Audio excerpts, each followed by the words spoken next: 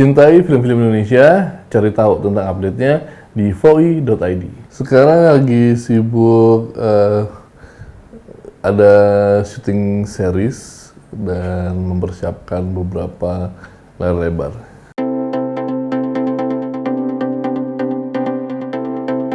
Karena pertama ini IP terbesarnya dari MD ya untuk sinetron. Terus pas saya lihat ceritanya gitu kan, ini sebenarnya menarik gitu, karakternya menarik, terus arc-nya menarik gitu kan.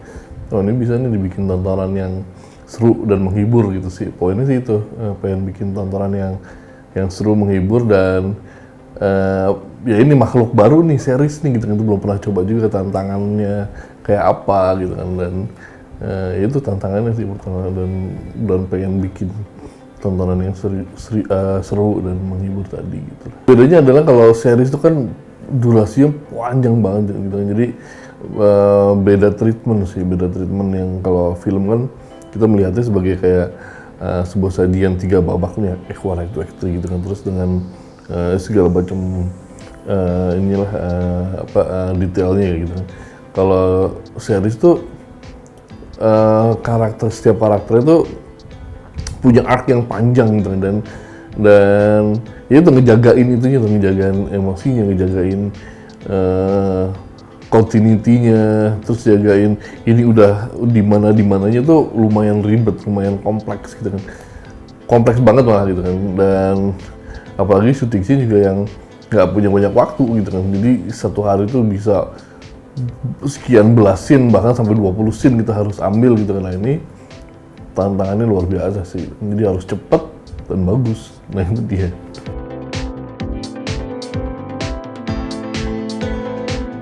Pertimbangannya sih itu juga gitu kan, dan kan belum pernah bikin series gitu kan, jadi sekalian menjelajahi petualangan baru dan yang pasti banyak ilmunya gitu kan. Dan yang dicari sih ya itu, salah satu ya ilmunya tadi gitu kan, pengalamannya tadi, dan nambah ilmu barunya sih banyak banget gitu kan, di series ini gitu kan.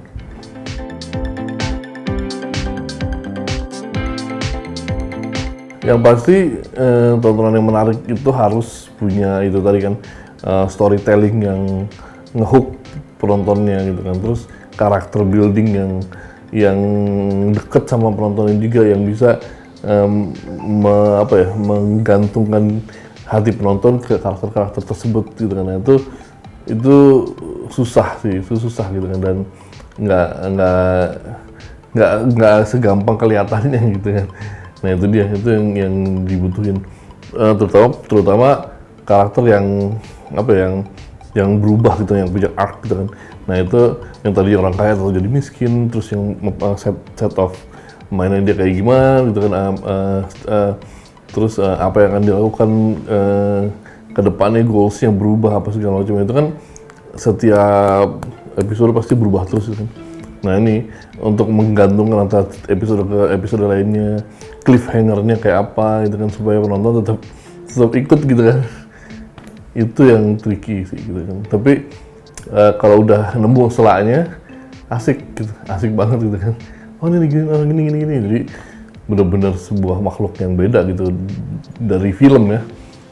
Dari pertama saya bikin video klip zaman dulu gitu kan, tahun 2000 awal, terus wah ini kayak gini, selaknya kayak gini, pas udah dapet selaknya wah enak banget gitu kan. Bikin iklan beda lagi gitu kan, disiplinnya beda, terus treatmentnya beda, oh semuanya beda. Habis itu masuk ke film juga, oh ternyata jauh lebih kompleks, lebih ini. Dan sekarang masuk ke series yang bukan sinetron ya gitu kan. Ini kita harus punya motivasi, harus punya backstory, harus punya karakter building, semua itu harus bagus gitu kan. Dan angle-angle lokasinya lokasi beneran gitu. Nah, itu benar-benar ilmu baru sih, petualangan baru.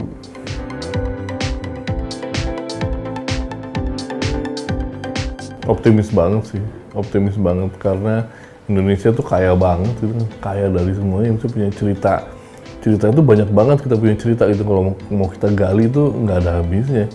Dan saya optimis ke situ karena yang series ini benar-benar bergantung ke cerita gitu kan. Terus kita bikin konsep dan treatment yang emang kafah gitu, full gitu, dari awal sampai akhir udah kita desain sedemikian rupa gitu. Kalau sinetron kan enggak kan, kadang kita nggak tahu ke depannya sinetron kayak apa, siapa karakternya, mau diapain apa gimana kan tergantung dari rating apa segala macam gitu kan. Nah ini kan enggak, kalau series itu bener-bener udah A sampai Z udah dibikin brek kayak gini gitu kan, season 1 nih udah selesai gitu.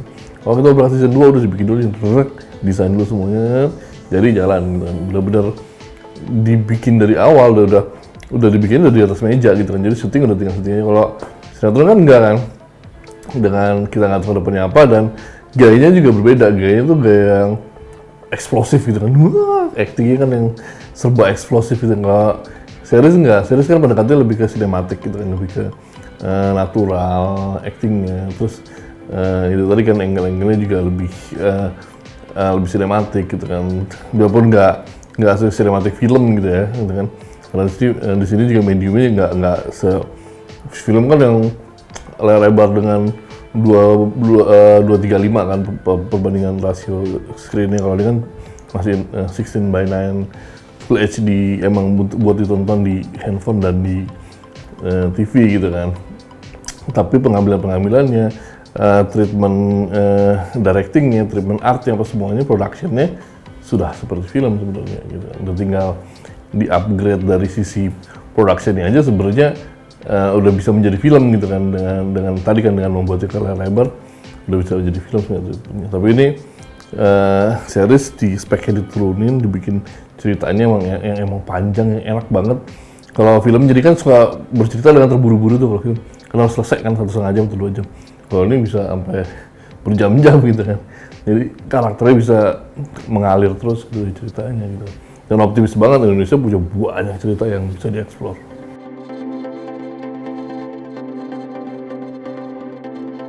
Ya sama seperti film sih sebenarnya, yang mesti dikuatkan itu temanya dari titik tersebut gitu kan.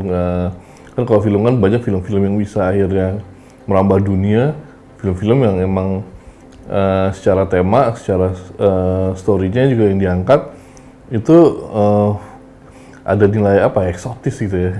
Jadi yang nggak dimiliki oleh dunia pada dunia internasional ini pada umumnya gitu kan. Jadi emang ada sesuatu yang unik, yang istimewa, yang punya Indonesia banget gitu kan. Indonesia kan banyak banget ya, dari urban legendnya, dari sukunya aja udah banyak banget gitu kan yang bisa digali gitu kan. Ini tinggal kita mau apa enggaknya aja sih. Dari produser jauh sih terutama itu yang menggalangkan kan produser gitu, yang menggalangkan dari fundingnya, productionnya sebenarnya dari produser, baru yang directors yang benar-benar mengarahkan, membuat treatment, membuat itu kejadian gitu kan. Nah itu mesti emang berbanding lurus keduanya gitu kan, yang menggalangkan dan yang membuat gitu kan. Terus temanya itu lagi mesti digali lagi yang unik-unik. Terus penulisnya, nah itu aja yang problem sih, kita kekurangan penulis nih gitu, karena terlalu banyak yang bisa digali tapi orangnya sedikit gitu kan, yang dan disibukkan, karena nulis kan nggak gampang gitu. Itu kan susah, nulis itu harus masuk ke zona tertentu untuk bisa apa ya, mengalirkan semua apa yang ada di kepala, apa yang kita omongkan terus jadi sebuah tulisan yang bercerita. Itu kan sulit sekali. Nah itu yang mesti digalakkan mengalihkan penulis-penulis baru gitu kan. Produser udah banyak gitu kan, saudara juga udah banyak, tapi penulis harus lebih dibanyakin lagi nih gitu sih.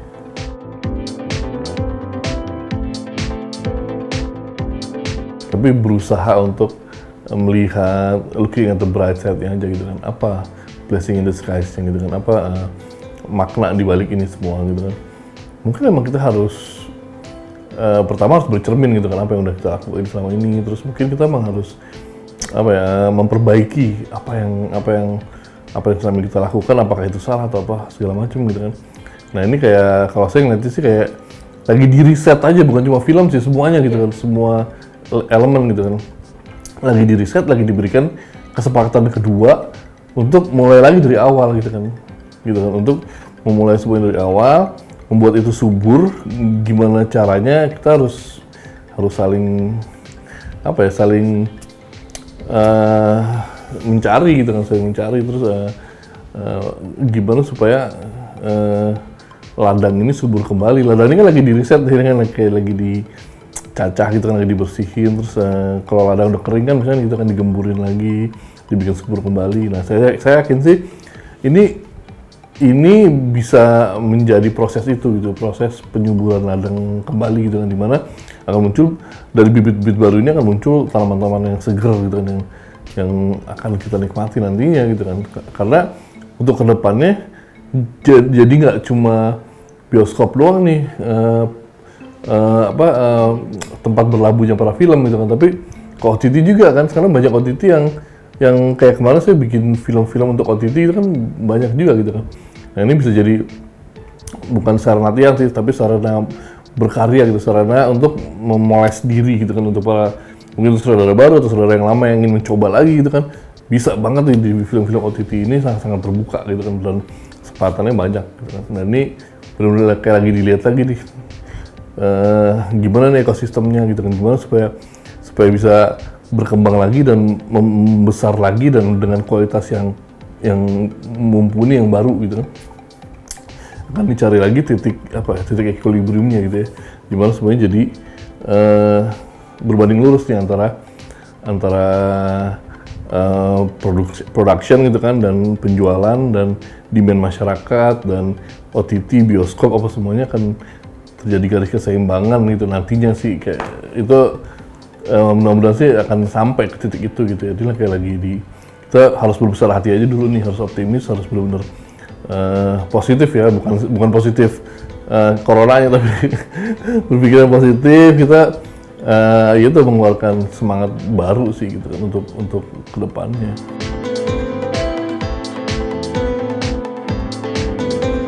Pada saat pandemi ini terus kita harus berdiam diri di rumah segala macam, itu benar-benar blessing dan sekalinya adalah kita dikasih kesempatan untuk berkontemplasi gitu kan, berdiam dan berpikir dan berkomunikasi kan dengan diri kita, dengan semuanya. Dan dari sana tuh bisa muncul karya-karya yang menarik loh gitu kan, yang nggak kepikiran gitu kan, cerita-cerita apa yang ingin dibangun. Nah, saya sih udah lagi nyiapin nih gitu kan, dari hasil 2 tahun ini berdiam terus yang di rumah apa ya, ngetik aja apa segala macam, nyiapin juga nih akhirnya. Tapi ada beberapa yang udah akhirnya terlampiaskan gitu. Wah, akhirnya keluar juga nih film OTT ini. Kayak yang keluar ntar tanggal 16 Juli ini, yang tayang ini salah satu film saya yang gila banget sih, yang nggak pernah, maksudnya belum pernah dibikin di Indonesia yang kayak film kayak gini gitu kan. Itu ntar akan keluar di Klik Film tanggal 16 Juli. Nah, kayak gitu-gitu gitu kan. Jadi saya lagi nyiapin cerita-cerita yang wah ini bakal asik banget ke depannya gitu. Kalau saya emang udah terbuka, udah sedemikian terbukanya sekarang itu bakal keren gitu.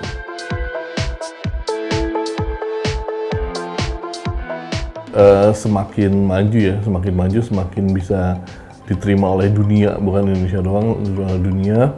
Terus untuk kualitasnya juga punya standar yang bagus, baik itu untuk film industrinya atau film festivalnya atau film-film apapun itu jenisnya gitu kan, punya standar yang tinggi lah, yang bagus, yang bisa travel ke dunia dan ke tetangga atau ke manapun dan bisa dibanggakan.